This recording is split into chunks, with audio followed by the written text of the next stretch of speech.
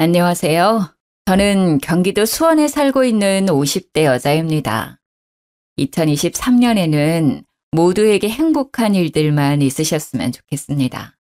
여러분들은 살아가면서 이렇게 항상 인사를 나누어도 사실은 삶의 무게가 가볍지만은 않다는 것을 너무도 잘 알고 계실 거라 생각해요. 저만 해도 매년 열심히 살아보자 행복한 일들이 올 거라고 상상하며 희망차게 살아왔지만 꼭 제 뜻대로만 사라지는 게 인생은 아니더라고요. 하지만 제 예상과 다른 일들로 인해 더 행복하고 더 감사하고 더 즐겁게 되는 순간들도 꽤 많았어요. 여러분들은 어떠신가요? 제 이야기에 공감이 되실지 반감이 드실지 잘 모르겠지만 인생사가 그렇다는 생각이 들어요. 여러분들에게 인생의 터닝 포인트는 언제였나요? 저는 결혼을 전후로 삶이 180도 변하게 되었어요. 그래서 누가 물어보면 꼭 결혼이 나의 터닝 포인트라고 이야기를 하곤 해요. 시댁을 만나고 겪게 되는 일들이 정말 놀라웠거든요. 좋은 의미로 놀라웠을지 나쁜 의미로 놀라웠을지 제 이야기를 들어보시고 판단해 주시면 감사하겠습니다. 제 이야기를 들려드려 볼게요. 저는 어린 시절 어머니가 일찍 돌아가시고 아버지 밑에서 자랐어요. 그렇지만 아버지께서 그 누구보다 다정하게 사랑을 듬뿍 주셨기 때문에 저는 옆집 사는 누구처럼 가출을 하거나 아버지의 마음을 찢어지게 하는 일탈을 한 번도 하지 않고 착하게 성장했죠. 국민학교를 다니면서부터 중학교, 고등학교를 다니면서까지 주변 친구들의 머리를 만지며 예쁘게 해주는 것을 즐겨했고 친구들이 마음에 들어하며 저에게 칭찬을 해주는 게 학창시절의 제 낙이었어요. 그렇게 저는 미용일에 뛰어들었어요. 참 어리숙했고 순수했지요. 친구들 머리를 만져주는 게 재밌다며 미용일을 시작하다니요. 하지만 저는 악으로 깡으로 열심히 버텨냈어요. 작은 미용실에서 수건 빨고 널고 말리고 접는 보조원 역할만 만으로 3년은 했던 것 같네요. 그리고 메인 미용사 옆에 서서 고무줄이나 로트를 넘겨주는 일, 그리고 샴푸를 하며 두피 마사지를 해주는 일. 손이 부르트다 못해 피가 철철 흐를지라도 하루도 빠짐없이 일을 했어요. 제 성실함이 빛을 발하는 날이 올 거라 생각하며 말이죠. 그렇게 저는 제 손기술을 터득했고 서울 알짜배기 위치에 작은 미용실을 개업하게 되었어요. 제 나이 29, 생각보다 어린 나이라고 할 수 있지만 20살부터 미용 일을 배워왔으니 근 10년 만에 제 일을 시작하게 된 것이었죠. 저에겐 큰 모험이었지만 신나는 하루하루였습니다. 당시만 해도 그 지역 근처에 20대의 미용사가 보기 드물었거든요. 그 덕에 제가 어리지만 손도 빠르고 아주 싹싹하다는 좋은 소문이 돌았고 금세 단골 손님들이 생기기 시작했어요. 그리고 더불어 저는 미용실 손님께서 주선해 주셔서 직업군인의 남자와 연애도 할 수 있었죠. 첫눈에 서로 호감이 갔고 서로 연락처를 교환하자며 다음 만남을 기약했지만 군인이었던 남편, 서울에서 멀리 출장을 떠났고 저희는 편지로 소통을 하게 되었어요. 요즘 시대와는 다르게 당시에는 편지만이 거의 유일한 소통 창구였죠. 제 남편은 성실한 직업군인이었어요. 4년제 대학을 졸업하고 바로 취직하고 싶은데 하필이면 취직난이 있었던 해여서 바로 군입대를 지원했다고 해요. 본인과는 꽤 잘 맞았는지 말뚝을 받겠다고 마음을 먹었고요. 집에서도 일찌감치 독립을 하고 싶은 마음이 있었고 군대라는 일이 자신이 그려왔던 조건과 잘 맞았다고 하더라고요. 저희는 어려운 환경이었지만 편지로 소통을 하며 사랑을 키워갔어요.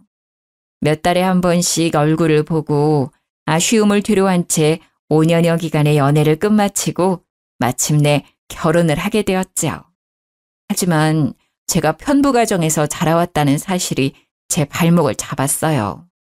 이게 얼마나 문제가 될까 싶었고 저는 한 번도 부족함을 느끼지 못했는데 시댁에서 저에 대해 반대를 꽤 심하게 하셨던 것 같더라고요. 그것도 시누이들이 문제였어요. 남편은 1남 4녀 5남매의 장손이자 막내 아들이었는데 위로 있는 4명의 시누이들의 입김이 그렇게 셌던 것이었죠. 아빠만 있는데 어떻게 그 집에 우리 막내 동생 장가 보내고 맡긴다는 거야. 누나들이 나를 챙기면 얼마나 챙겼다고 이제 와서 갑자기 그런 이야기를 왜 하는 거야? 그만해. 내가 알아서 해. 그렇게 반대를 무릅쓰고 진행을 했던 결혼이었지만 생각보다 평탄하지만은 않았어요. 시댁 일을 제외하고서라도 힘든 일이 한둘이 아니었기 때문이지요. 우선은 제가 그렇게 행복하게 일을 했던 제 미용실을 처분했어야 했습니다. 직업군인인 남편과 한 지붕 밑에서 살기 위해서는 어쩔 수 없는 처사였지요. 정말 피눈물이 났어요. 어떻게 일궈온 내 가게인데 한순간에 문을 닫게 될 거라 상상도 못 해왔던 일이었어요. 직업군인 남편을 두면 내가 이렇게까지 희생을 해야 하는구나 느끼는 순간이 한두 번이 아니었습니다. 근무지를 옮겨 다니면서도 출장은 또 왜 이렇게 잦은지요. 아이를 낳게 되면서는 남편이 더 필요했는데 몇 달씩 이어지는 남편의 출장은 저를 더 외롭고 고독하게 만들더군요. 항상 밝고 유쾌했던 저인데 저에게도 이런 힘든 순간이 찾아오기도 하는구나 싶었어요. 길고 어두운 끝이 보이지 않는 터널을 지나가는 기분이었어요. 말 그대로 끝이 보이지 않았지요. 5남매 중에 막내 아들인 제 남편은 사실 그 시절에 귀하게 자라고 사랑도 많이 받았을 거라 생각했는데 말이죠. 시누이들이 남편을 그렇게 예뻐하지 않았어요. 사실 예뻐하지 않는 수준이 아니었죠. 미워하는 것에 가깝게 아주 못되게 구는 일들이 많았어요. 초반에는 그냥 자매들끼리 마음이 잘 맞아서 그렇게 똘똘 뭉치는 건가 그러려니 하려고 했어요. 그런데 그 정도가 보통 심한 게 아니었습니다. 남편도 그렇게 미워하는데 저라고 예뻐했을까요? 당연히 아니죠. 정말 시어머니도 시키지 않은 시집살이를 시누이들이 그렇게 시켰어요. 예를 들어 시누이들은 우리 가족을 무시하다시피 하는 일들을 아주 자연스럽게 했지요. 시댁 어르신 생신도 사실 뻔하게 아는데 저희 가족만 부르지 않고 자기들끼리 잔치를 벌이기도 했고요. 아이들을 결혼시킬 때에도 그렇게 어렵지도 않은 청첩장 한 장을 제대로 전해준 적이 없어요. 가족끼리 이럴 수 있나 싶을 정도로 저희 가족에게 가혹하게 대했어요. 저와 제 남편은 성인이니 그렇다고 쳐도 애들한테는 그러지 말아야 한다고 생각하는데 말이죠. 생일이라고 선물 한 번, 학교 들어간다고 용돈 한 번 제대로 받았던 기억이 없어요. 아이들한테는 넷이나 있는 고모들인데 예쁨 받기는커녕 무시당하는 모습이 마음 아팠죠. 곱씹을수록 서럽기만 해요. 왜 이렇게까지 심하게 구는지 감이 오지도 않고 잘 모르겠더라고요. 시댁에 다녀올 때면 항상 골똘히 생각을 했죠. 도대체 무엇이 문제일까요? 남편과 부부싸움도 잦았고요. 도대체 뭐가 문제야? 신우들 해도 너무하잖아. 진짜 창피해서 어디 말도 못하고. 당신한테 말하는데 그게 뭐 잘못이야? 어쨌든 내 누이들인데 그렇게 말 함부로 하면 내가 뭐가 되겠어? 내 체면은 생각 안 해? 아니, 체면이 밥 먹여 살려줘? 우리 가족 무시당한 건 당신 체면 아니야? 이미 체면은 다 날아간 지 오래구만. 왜 이제 와서 그런 이야기를 하냐고. 내 편 좀 들어주면 어디가 덧나? 당신 기분 나쁠 만한 상황이고 우리 무시당하고 살아온 게 한두 번이야? 그건 그거고. 우리가 뭔가 말한다고 달라질 사람들이 아닌데 왜 그래 새삼스럽게. 그냥 우리가 좀 참고 넘기자 좀. 일 키우지 말자고. 조용히 넘어가자. 답답한 노릇이죠. 조용히 넘어간다고 넘어가지는 일이 따로 있죠. 시누이들은 우리 가족들을 눈앞에 두고도 없는 사람 취급을 하는데 아이들은 커가고 가족 행사에 참여를 안 할 수도 없고 한다고 해도 이런 대우를 받는다는 건 저로서는 납득이 되지도 않았습니다. 그런데 남편은 제대로 제 편도 들어주지 않으니 속이 썩어 들어가는 것 같았어요. 너무 열받고 화나서 당시에 마음 좀 다스려 보겠다고 하지도 않던 요가원도 끊고 명상을 하기도 했었어요. 당연히 제 화병은 나아질 기미가 보이지 않았고 우라통은 터져갔어요. 그래도 버틸 수 있었던 힘은 시어머니 덕분이었어요. 시어머니께서 유달리 저와 저희 가족을 예뻐하셨기 때문이에요. 시누이들이 괴롭히고 난리를 쳤어도 시댁 식구들을 원망하더라도 시어머니를 보며 버틸 수 있었어요. 시댁 식구들 중에 어머니께서 아이들을 봐줬던 경우는 없었어요. 독립적으로 각자 빚지지 않고 살아야 좋은 거라며 신념처럼 아이들을 봐주시지 않으셨던 것 같아요. 그렇지만 저희 아이들의 경우 막둥이가 낳은 새끼들이라며 저희 부부가 가장 고생이 많다며 아이들을 봐주시기도 하고 여러모로 도움을 많이 주셨어요. 그러면서도 생색 한번 내신 적 없으시고 기분 나쁘게 무시하셨던 경우도 없었어요. 항상 점잖고 상냥하게 저희 가족을 조용히 서포트해 주셨죠. 게다가 남편이 다른 지역으로 오랫동안 출장을 가게 될 경우에는 꼭 시어머니께서 집으로 오셔서 도와주셨어요. 집이라고 해도 남편이 군인이라 작은 관사였는데요. 작은 집이지만 열심히 살림살이 꾸려서 살아간다며 예뻐해 주셨어요. 결혼한 제 친구들 중에서 누구도 시어머니 좋다고 이야기했던 경우는 없었는데 제 경우가 특이하긴 하죠. 저는 시어머니가 불편하기보다 너무 감사하고 좋았어요. 특히 저의 경우에 어머니의 부재 속에 유년 시기를 겪어와서 그런 건지 시어머니가 도와주시고 챙겨주시는 것들이 하나하나 다 좋았고 감사하더라고요. 그리고 시어머니에 대해 한 가지 사실을 덧붙이자면 말씀을 하지 않으시는 분이었어요. 말씀을 못 하시는 분이 아니었는데 과거에 실어증에 걸리게 되어서 말씀을 안 하게 되셨다고 하더라고요. 그 정확한 사연은 제가 잘 알지 못했지만 항상 마음으로 따뜻하게 느껴지는 분이었기에 저는 시어머니를 누구보다 사랑했어요. 제 어머니라고 생각했어요. 그리고 시어머니도 저를 그렇게 예뻐해 주셨어요. 딸이 넷이나 되지만 막내 아들의 며느리로 들어온 저를 가장 예뻐해 주셨고요. 별건 아닐 수 있지만 집안일로 시부모님을 뵙게 되면 꼭 저희 아이들 용돈은 빼놓지 않고 챙겨주셨고 가족들은 별로 안 좋아하지만 제가 시어머니 표 만두를 참 좋아했는데 시어머니가 꼭 두세 달에 한 번씩 손만두를 빚어서 저희 집으로만 붙여주셨어요. 식당에 가게 되어도 꼭 저를 옆에 두시고 식사를 하셨는데 시누이들 눈에는 이런 모습들이 괜히 더 눈꼴 시리게 느껴졌던 것 같기도 해요. 그리고 시댁의 형편은 꽤 괜찮아서 금전적으로 부족하거나 쪼들리고 힘든 경우는 거의 없었는데요. 공무원 박봉이라며 저희 남편 군인 봉급 짜다고 꼭 생활비로 보태라고 시어머니께서 남편 몰래 용돈을 쥐어주시기도 하는 경우도 많았어요. 아유, 어머니, 이렇게 안 챙겨주셔도 괜찮아요. 매번 받기만 해서 어떻게 해요. 죄송해요. 이런 소통은 거의 손짓발짓으로 하는데 눈치가 빠른 저는 어머니의 이야기를 특히나 잘 알아차려서 좋아하셨어요. 그리고 시어머니는 제가 어머님 머리를 직접 해드리는 것을 좋아하셨어요.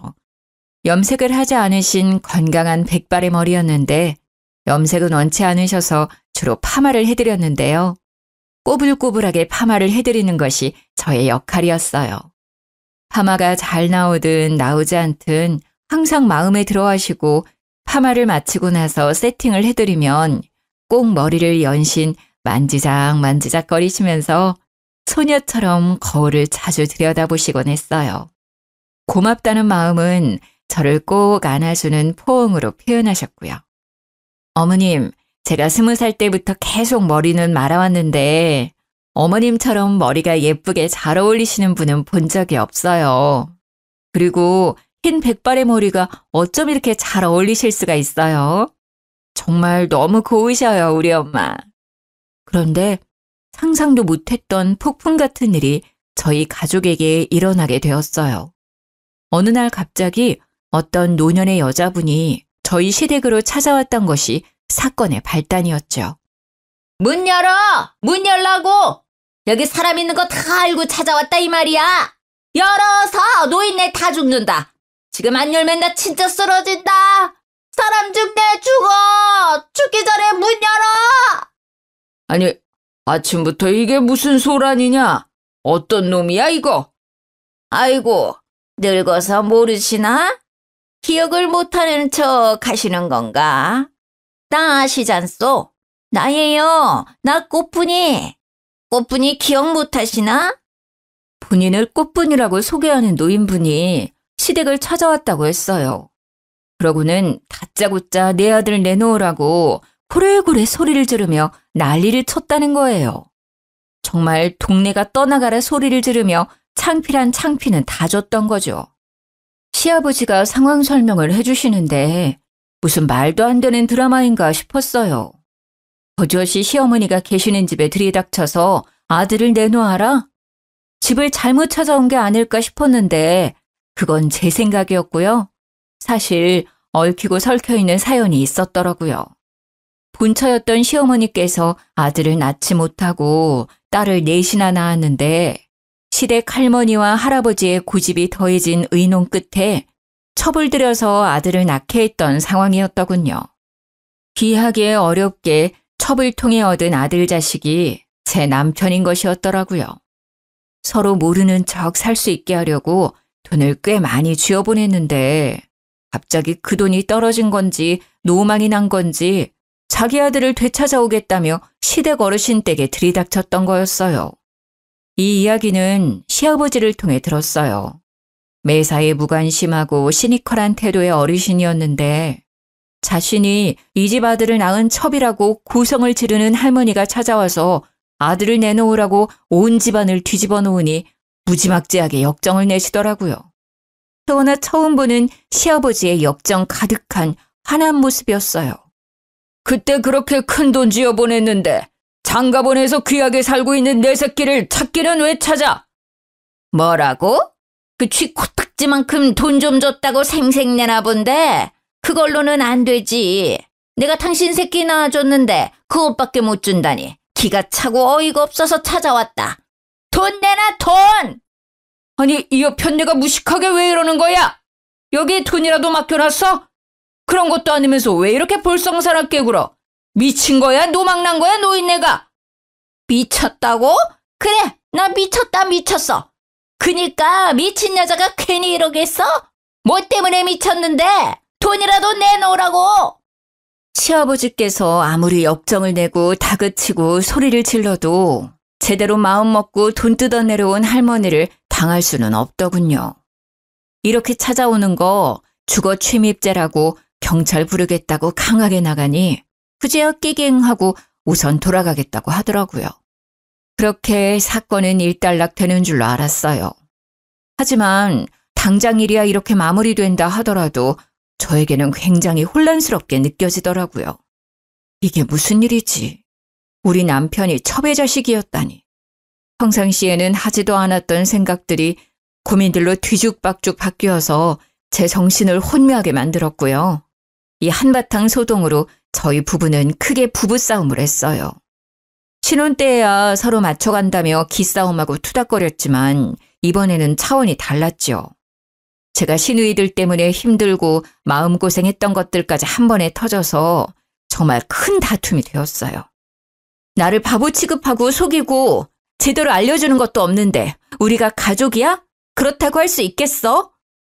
그게 또 무슨 소리야? 뭘 속여? 나도 모르는 사실이었어. 나라고 그런 이야기가 기쁘고 즐거웠겠어? 우리끼리 위로하고 다독여도 부족할 판에 왜 짜증이야? 당신이 모르고 있다는 게 말이나 되는 소리야? 그리고 신우들은 이 사실을 분명히 알고 있었을 거라고.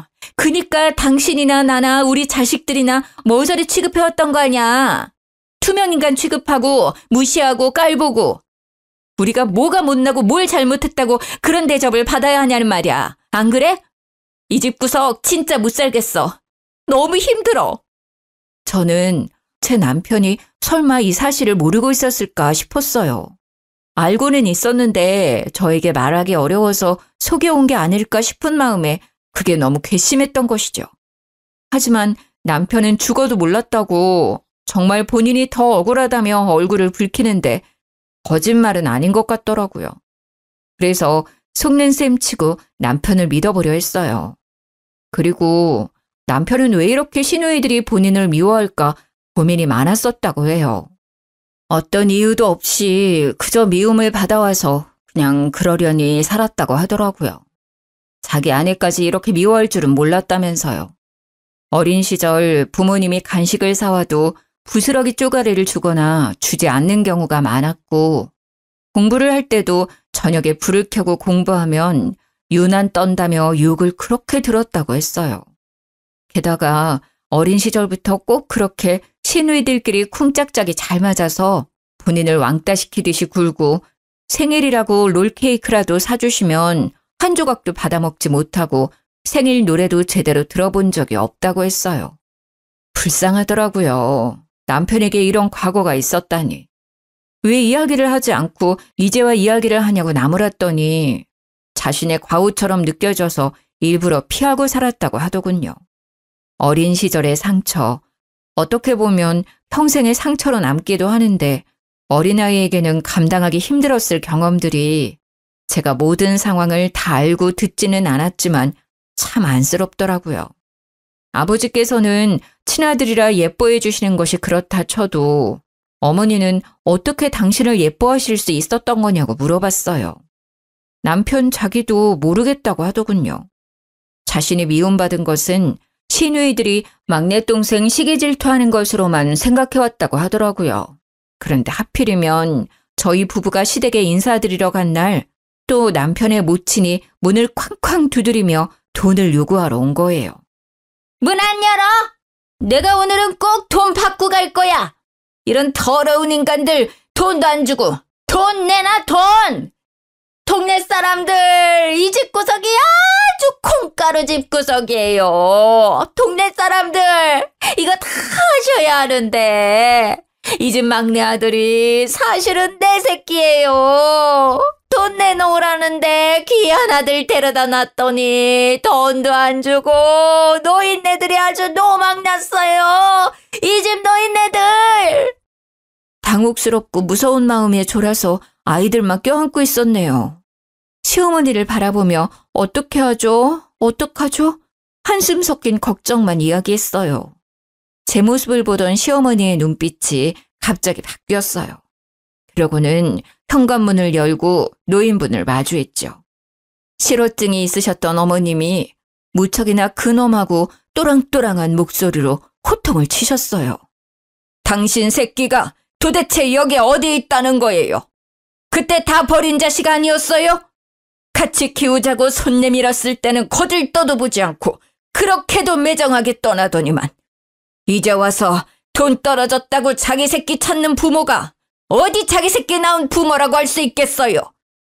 알고 보니 시어머니께서도 시어머니의 어머니, 즉 시할머니와 의논을 하고 합의하에 아들을 낳기 위해 첩을 들이셨던 상황이었는데 그 첩이라는 사람이 알고 보니 완전 망나니 같은 사람이었고 따로 집을 내어줄 테니 아들을 키우라고도 부탁을 했었는데 자기는 남정네들 없이는 못 산다며 아들만 키우고는 살 수 없다고 발목 잡히기 싫다며 돈을 받고 떠났던 상황이었어요. 저희 시어머니라고 아주 신나고 달갑게만 이 상황을 받아들이신 건 아니었죠. 아들이 없어서 받게 되는 끝이 나지 않는 구박과 시댁살이에 지쳐서 첩을 들이자는 것에 찬성을 했던 것이었죠. 그런 시어머니가 참 가엾게 느껴졌어요.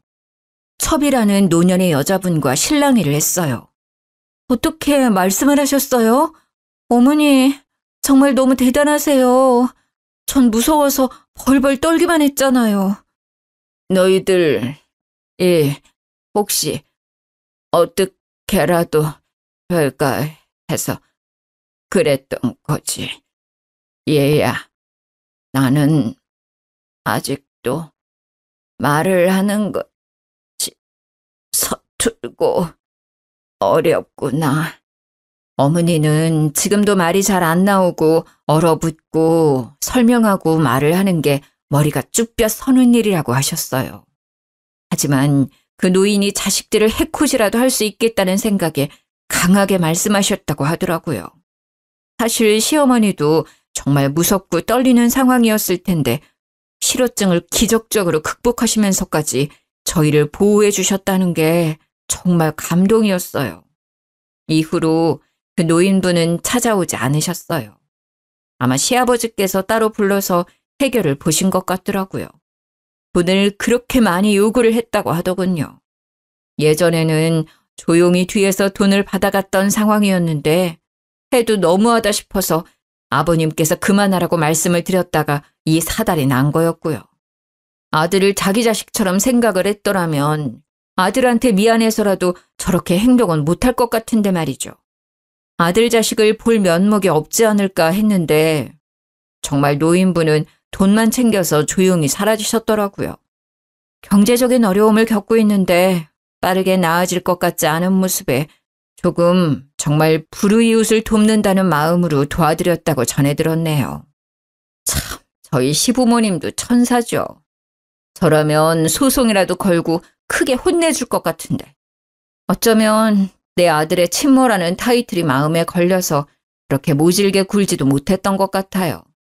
하지만 중요한 건 제 남편 마음이 말이 아니었다는 점이었죠. 자신이 알고 보니 어머니의 아들이 아니라는 사실에 충격을 먹었어요.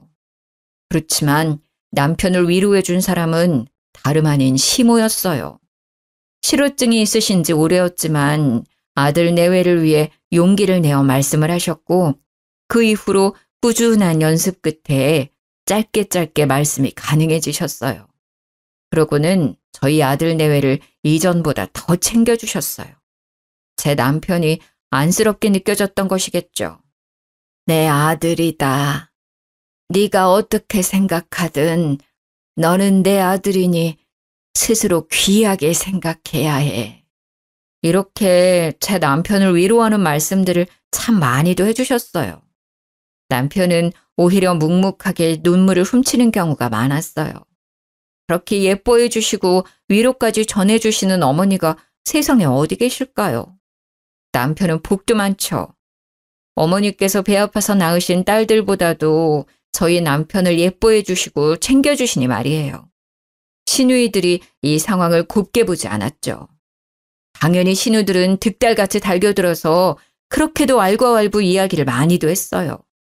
시누이들은 자기들이 비밀을 보장해서 그래도 그동안은 이 사실을 모르고 살지 않았냐며 우리 덕분에 좋았던 시절이 있었다고 이제 그 시절은 다 가서 어떻게 하겠냐고 비꼬는 이야기들만 계속했어요. 첩자식이 꾸린 가정인데 잘 지내봤자 얼마나 잘 지내겠냐며 모욕적인 언사는 기본이었어요. 시누이들이 어떻게 한 명도 빠짐없이 그렇게 못되게 굴 수 있을까요? 우리 사실 다 알고 있었는데 조용히 눈 감아온 거야. 알지? 그러니까 우리 덕에 좋은 시절 지냈던 거지. 그 사실을 미리 알았어 봐라. 결혼이라도 제대로 할 수 있었겠냐? 아주 양가 집안에서 난리 쑥대밭이었겠지. 안 그래? 그니까 말이야. 고마운 줄 알아야지. 아이고, 우리가 비밀을 지켜줬던 좋은 시절은 다 갔네. 어쩌냐? 이제 더 힘들어지겠네. 우리 집안 자식도 아니고 첩의 자식인데 일곱째. 그러고는 어머니 아버지께 해야 하는 도리도 제대로 하지 않고는 저희 가족에게만 몰아붙이듯이 굴었어요. 엄마네 집 가봤어? 세탁기 하나 새로 해드려야 하지 않겠어? 추석 선물 그게 뭐야? 우리는 그렇다 쳐도 우리 엄마 아들씩이나 되고 뭐 하나 제대로 된 거 사드린 적 있나? 생각 좀 해라. 너무하지 않냐? 엄마 아빠한테 맨날 받기만 하는 것도 부끄러운 줄 알아야지. 저는 그저 시누이들 앞에서는 주눅 들고 작아질 수밖에 없었어요. 어머님께서 저희 가족을 아무리 예뻐하신다고 해도 제 남편의 출신이 달라지는 것도 아니고 저희가 그게 흠이라고 생각하지 않고 시부모님도 괜찮다고 해도 시누이들이 그렇게 저희를 못 잡아먹어서 안달이니까 말이죠. 그 후로 몇 년간 어머니의 위로와 시누이의 구박 아래 저희는 온갖 스트레스에 시달리며 살아갔어요. 하지만 저희 식구들의 근간을 흔들 만한 큰일이 벌어졌습니다. 아버님께서 쓰러지신 거예요. 첩이라고 하는 노인분께서 나타나시고 아버님께서는 급성 고혈압으로 몇 번을 응급실을 다녀오시곤 했어요. 혈압이 너무 높은데 연세도 있으시다 보니 항상 조심해야 한다는 의사의 조언을 새기며 살아오셨죠. 하지만 흘러가는 세월에 나빠지는 건강, 어찌할 수 없었나 봐요. 아버님께서 병상에 누워 계시는 상황이 발생하자 다들 피하기 바빴어요. 그렇게 엄마 아빠 하면서 애교를 떨어대던 시누이들은 시치미를 떼고 갑자기 각자 자기 일들이 더 바빠졌다고 핑계를 댔죠. 아, 내가 갑자기 일이 늘었네. 일을 어쩌나? 집이랑 일하는 데까지 거리가 좀 먼데. 아이고, 일을 어째? 나는 저번에 났던 교통사고 후유증 때문에 아직 물리치료를 받아야 해서. 미안해서 어째? 아버지는 누가 간호하나? 간병인 말고도 가족들이 왔다 갔다 하긴 해야 할 텐데. 그래서 저와 제 남편이 돌아가며 아버님 병간호를 시작했습니다. 당연히 시아버지 병수발을 도와주시는 전문 병간호인도 계셨지만 말이죠. 가족이 곁에서 말을 걸어주고 깨끗이 씻겨주고 먹여주고 입혀주는 정성은 환자를 호전시키는데 큰 도움이 될 거라 생각하는 저와 제 남편이 발을 벗고 나서서 책임지고 아버님을 모셨죠. 어머님께서도 항상 저희 곁에 함께 해주셨죠. 따지고 보면 아버님 곁을 떠나지 않으셨던 것이겠지만요. 어머님은 아버님이 언젠가는 이러실 거라 예상해왔다고 덤덤히 아버님의 기저귀를 갈아드리곤 했어요. 우리 아저씨도 내가 아프면 내 똥기저귀도 갈아주고 먹여주고 입혀주고 다 했을 거야. 그래서 나도 이렇게 할 수 있는 거지. 내가 먼저 아팠으면 우리 남편이 나를 내가 남편 챙기듯 챙겼을 거야. 너희들 너무 애쓰지 마. 내가 챙기는 게 맞단다. 어머니 당신께서도 몸이 건강하지 않으셨지만 아버님 병간호에는 누구보다 열심히셨어요. 집에도 가지 않으시고 병원에서 꼭 잠을 같이 주무셨죠. 그렇다 보니 어머님의 몸이 많이 노쇠해지게 되셨어요. 저와 남편은 그런 어머님께 집에 가시라고 부탁을 드리고 저희 가족이 더 맡아서 병간호를 하기로 했어요. 걱정 붙들어 매시라고 저희가 더 정성껏 간호를 했어요. 그렇지만 연세도 있으시고 합병증도 있으셨다 보니 병세가 쉽게 나아지지 않으셨어요. 그렇게 꼬박 2년을 병상에 누워 계시던 아버님께서 결국 이 세상을 등지고 말았습니다. 정말 눈물이 쏟아졌던 날이었어요. 저희가 정성을 다할수록 아버님께서는 분명 이 병마를 이기실 거라 희망을 가지고 간호를 했는데 말이죠. 마음이 아팠습니다. 혼자 남겨지게 되신 어머님도 너무 안타깝고 안쓰러웠고요. 하지만 문제는 여기서 끝이 아니었습니다. 아버님의 재산 문제, 그게 정말 제 마음이 찢어지게 아팠어요. 시누이들이 저희 가족에게 한 푼도 줄 수 없다며 그렇게 구박을 하고 윽박지르듯이 욕을 하는 것이었어요. 마음 다해 병간호를 한 상황까지 매도하며 아버지 재산이 탐나서 그런 거라고 하더군요. 너희 가족들 이럴 줄 알고 병간호하겠다고 나선 거지? 다 알고 이랬던 거구나. 아주 고단수야 고단수. 우리 아빠 돈 어떻게든 해먹으려고 아주 죽자 사자 그렇게 지극정성이었구만.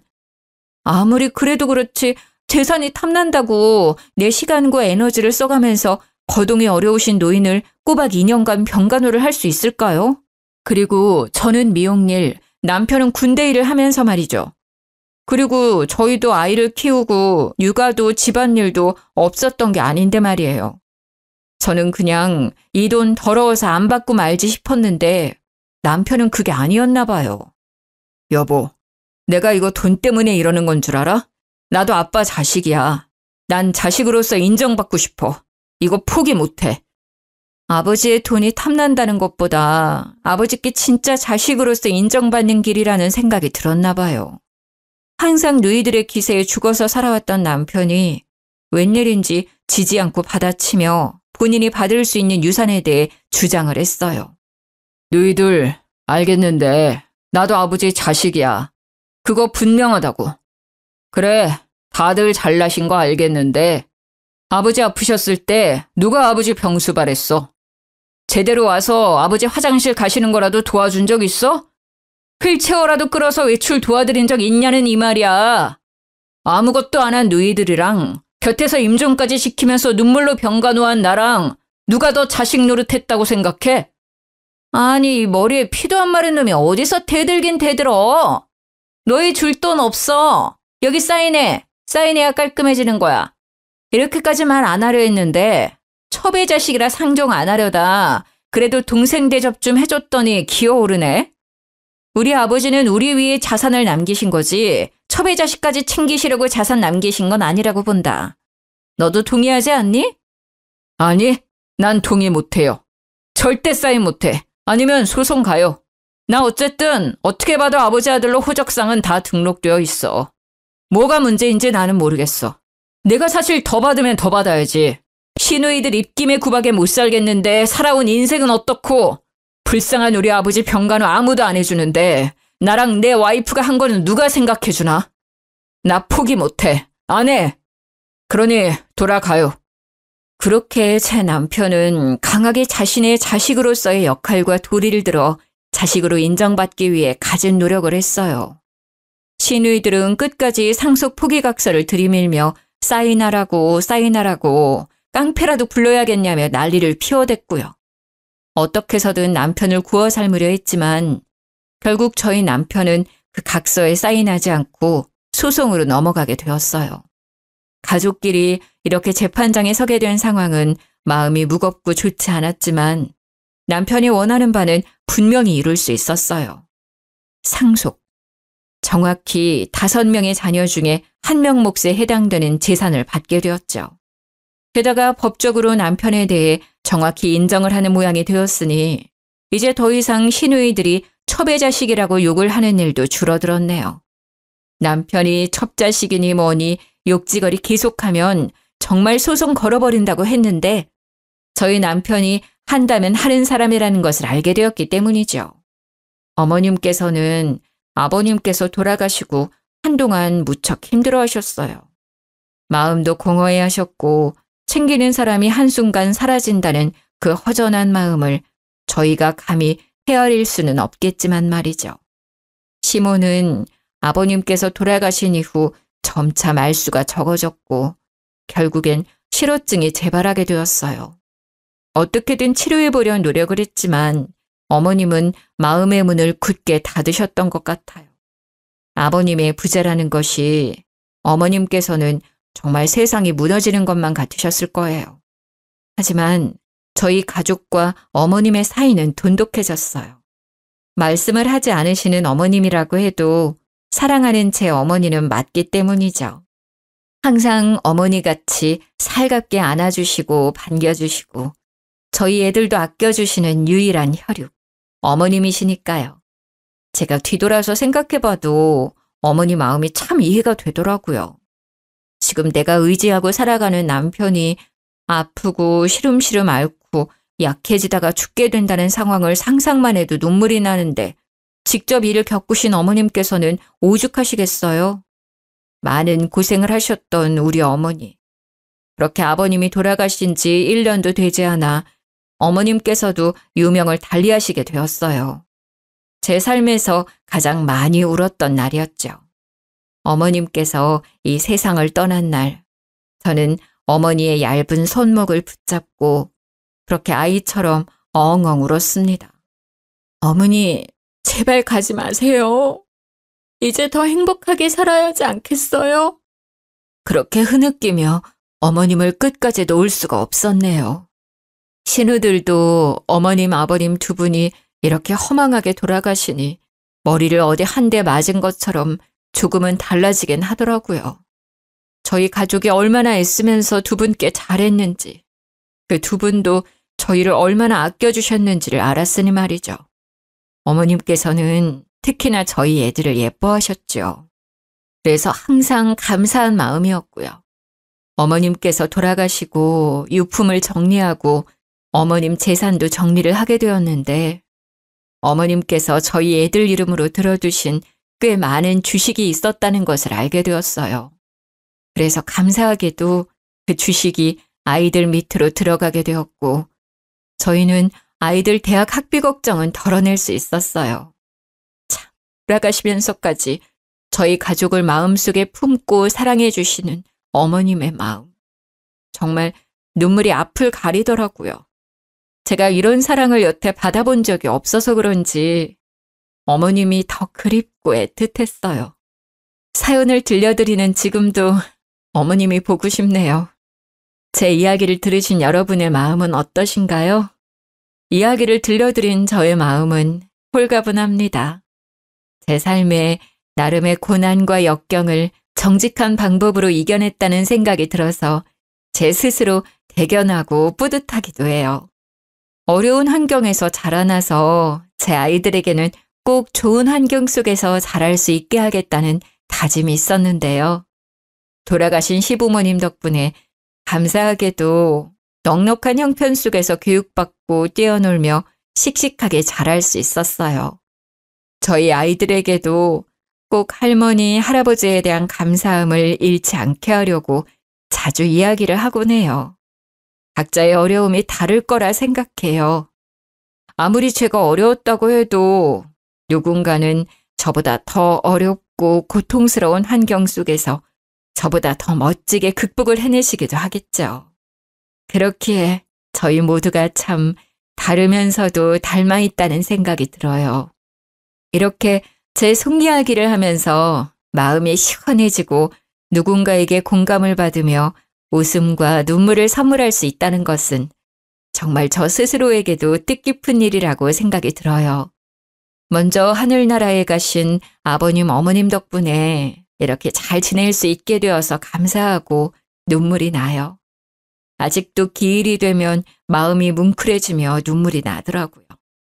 제가 죽는 날까지 어머님, 아버님 그리워하며 그리고 예뻐해 주신 저희 자식들 잘 키우려 해요. 모두들 제 이야기 들어주셔서 감사합니다. 항상 행복하세요.